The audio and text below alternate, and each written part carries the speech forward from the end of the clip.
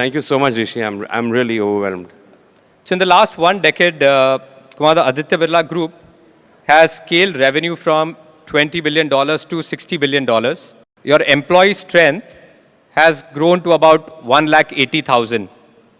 You've made about 22 acquisitions in different sectors. What is this energy? What is this drive that makes you succeed in a sector, one sector after the other? So again, Rishi, at the cost of repetition, I'd like to say that it really is about people. You know, I'm the only one from the family who's involved with the business. Now, of course, my son and daughter have joined a couple of years ago, but they're still learning the ropes. So, you know, how much credit can I take?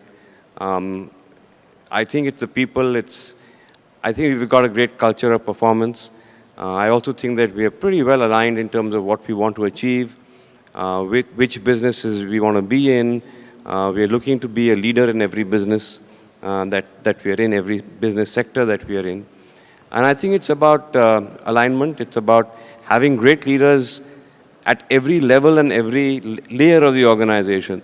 That's the only way that success can happen, magic can happen for a company like ours. If you had to pick two success stories of yours, you know, two decisions that you thought were one of the most successful ones, which ones do you think you would point out to? So, you know, when you ask a question like that, I won't point out to anything in particular, but I think that wherever there is growth, whenever there is a decision you take that brings scale and grows the business many times over, I think that's very exciting. It gets the adrenaline going for sure. I also think that it's a signal of strong growth, of optimism, of people's careers, growing exponentially. So it's always growth. Of course, you have to do things that are not as pleasant and that perhaps, you wouldn't want to do also sometimes.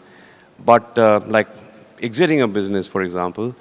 But I think it's always the growth, the decisions that you take that bring scale that are the most exciting. You said exiting the business or just tough decisions. Was there anything particular that was giving you sleepless nights that you thought was one of those tough moments that you had to go through? So let me share with you that very early on in my career, my father had his first industrial unit was a spinning mill outside of Calcutta in a place called Barasat. And he used to talk about it very fondly. He had obviously great memories with it. So did the rest of my family. But in the early years of my taking on this role, unfortunately, the industry went through a bad phase. The unit started to attrition, losing cash month after month. It came to a point where I had to decide, without really, with a stone on the heart, that I needed to sell that unit to get out of it. Because at that point in time, I don't think that we could have afforded that kind of loss month after month. I think that was a very difficult situation and a tough decision. But sometimes you have to divorce emotion from business, is what I've learned. Sure. So we've unearthed the picture, which is not there in the public domain. And I think it's being shown here for the first time, Kumar. And can you tell us a little more about this picture? C.V. Raman, Mr. C.V. Raman was one of our Nobel Prize winners in India.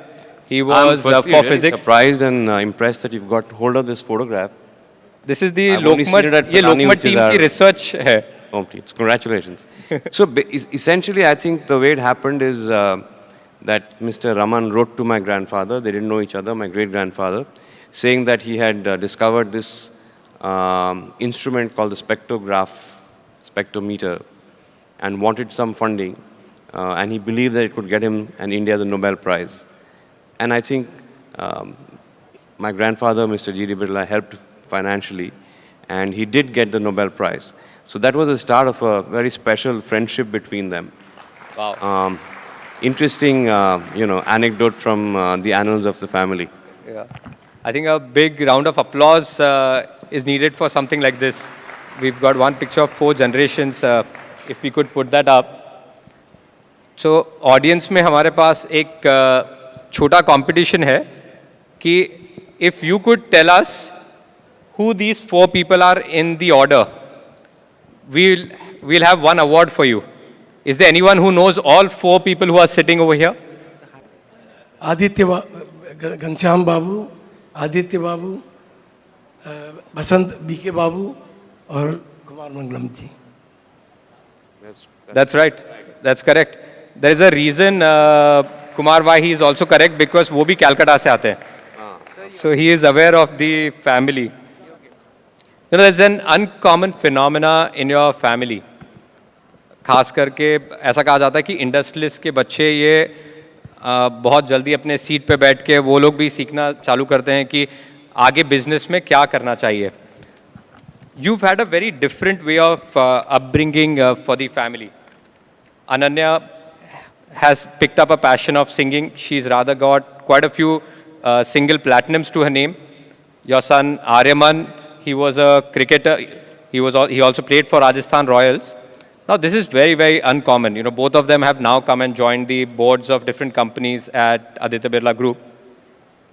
If you could shed some light that how do kids, when they are pursuing their passion, how does that help when they've come and joined the business? So, you know, in different ways, we just thought that it's, you know, we should allow them to pursue their passions. I think it just, you know, makes people, especially people at their age, more self-aware, more self-confident. You learn to deal with situations, with people, you know, without having your father or your mother around. It's a life lesson as we thought it would be. And I think it's worked very, very well for both of them.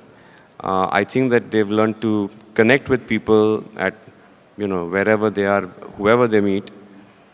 Discipline is something, a sport, for example, teaches discipline.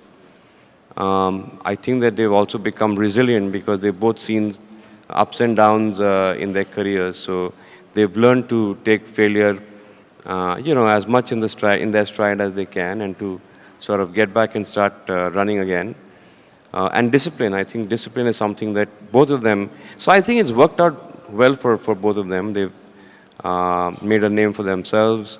They have great work ethic, which is very important for us as a family. My daughter also founded her own microfinance company a decade ago. I think at the age of 19 or so, if I'm not wrong. Yeah, that's right. And that's the 4th largest in the country just now. So yeah, I think they have all-rounded personalities, and it's good to have them at work.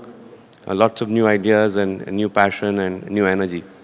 ये एक family है, Birla family. If I'm not wrong, that in the country, this is one of the only families where 4 generations में Padma Awards मिले हैं. Great grandfather, उनके बाद next generation में award मिलना, उसके बाद में मदर, मतलब सबसे पहले जीडी बिरला जी को पद्मा अवार्ड दिया गया, उसके बाद में जीपी बिरला जी को अवार्ड दिया गया, देन राजश्री बिरला जी आपकी मदर, उन्हें अवार्ड दिया गया, and of course last Padma Shri awards आपको भी, पद्मा अवार्ड आपको भी दिया गया. What is this thing that drives the family generation after generation to keep doing this kind of work? I'm still wondering how I landed up with the Padma Award, but on a lighter note, but I don't know. I think that the spirit of service, I guess. So I think that giving back in a way that you impact people's lives positively is very much a part of our business philosophy. That's come down the ages, it's come down the generations. It's a concept of trusteeship where we are, you know, it's imbibed in us that you're really trustees of the assets, not really owners of them. So you use these assets, you know, for the good of the country and of people. I think that probably resonates, and I think that the family has been very quiet in the contributions that they made in many different ways. I think that's a common thread that has run down the generations. It's very much a part of our DNA. So, talking about the consumer trend, you were the chairman of the Vodafone Idea Group. You had stepped down. Just last week, you've joined the board of directors again as a non-independent director. But what's triggered that for you to join the Vodafone Idea board again? So I think that we are seeing hope again in the company. I think that the government is pretty resolute about the fact that they have to have three players from the private sector, in the industry, given the strategic importance of telecom as a sector. And I've seen impetus in that sector. Of course, for the sector, the other two players are doing very well, but the impetus from the government also for us. And I thought that as a promoter, it's only right that I also, indicate my willingness to take the business forward, which is why the decision to come back onto the board. How are you seeing the growth of India in a short term and in the long term?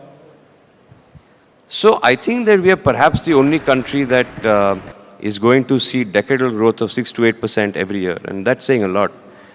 For a large economy of our size, I think that's a huge achievement, and I see that playing out,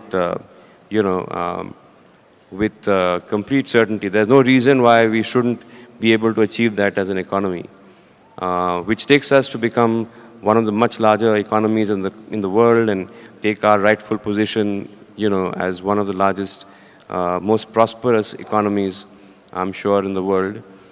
So I think it's a very exciting time, Rishi, and lots of opportunities ahead for us, and also for even more so for the generation after us, I would think. You've now also entered a lot of the businesses which we call part of the modern India, retail, telecom, quite a few of those. How do you see in the next decade the mix of revenue changing within the Aditya Birla Group? I think that if I was to look out, I think that about 20% of the revenue will probably come from these new businesses, which is a large amount. I think that the value creation of some of the new businesses, that means in terms of the value of the business, can be much more than that. These are much more consumer-facing businesses, which get valued much more. So we're trying to become a more consumer-facing company. That is the intent. It's also to be in sync with mega trends as are happening globally and in the country. We've got an interesting rapid-fire round with Kumar, and I hope he enjoys and he's honest like the way he's always been with his conversations. So, Kumar, top line or bottom line? What's your preference? Bottom line, anytime. Cash even more so, actually, Rishi. Cash flow more important. Yeah. My father is sitting over there, and I think one of the things in every meeting he's spoken about is that if you are not able to read the cash flow, then you're not doing your business correctly. So I agree with that. Acquisition or greenfield, brownfield projects? That depends from case to case, actually. Which of these creates the most value? That has to be the deciding factor. So no one answer. It's horses for the courses. Manufacturing or consumer facing? Both of them. I think they're both very interesting. We, of course, have a much larger manufacturing base, but you have some very, interesting potential consumer-facing businesses, and we want to be a part of some of those. So I think both of them. You're obviously going to be making, it's been news everywhere that you're going to be getting into paints. It's one of the competitive areas. So, but your old love has been cement. So cement or paint? Well, the current is cement, and cement will be there for a long time. I'm familiar with it. I've grown up with it. I cut my teeth with cement as a business. So I think as of now, cement, but we're very excited about the foray into paints as well. Yeah. Your hiring preference, chartered accountants or MBAs? No, it could be engineers as well. I mean, I don't think that I'm a CA and MBA, but that doesn't mean that you've got to be either for us to want to recruit you. Startup sector you're most bullish about in India? Fintech, edtech or health tech? Fintech, I think. Fintech has some really good people, youngsters who are playing in the field already. I think that you also have headroom there because there are real solutions that you can provide, especially to the retail, whether it's someone who's looking for insurance or to invest in a mutual fund. I think the gaps in the case of the finance industry, Sure. in the way that the interface with the customer happens, is quite, it's quite stark. So I think fintech would be my choice. So I'm not going to be asking you who you love most, son or daughter. I think it's just going to be very unfair. Music or cricket? Well, for me, music. Music. A living person you look up to? And there are lots of them. My mother. Sure. This is the Maharashtrian of the Year Awards. So your favorite thing about Mumbai? I think the fact that it's so cosmopolitan, it's the most cosmopolitan city in the country. We've got a great work ethic. I think those put together. One thing you would want to change in Mumbai? I think that we could have more green in the city, more patches of green. I don't know how that can happen, but that would have been nice to have. And which decade for you, Kumar, was the most exciting one? Kumar in his 30s, Kumar in his 40s, or Kumar in his 50s now? I think it's good to be in the present and not in the past or in the future. So I think it's a very exciting time for me, my family, for our country. All the destinies are interlinked. So I think it's a great time that we are in today. Thank you so much, Kumar, for agreeing to speak to us. Thank you, Rishi, and thanks again for the award. Answers on economy, on legacy, on the business, for being so honest. And thank you so much for taking out your time. Thank you for having me, and thank you for the recognition. Thank you so much.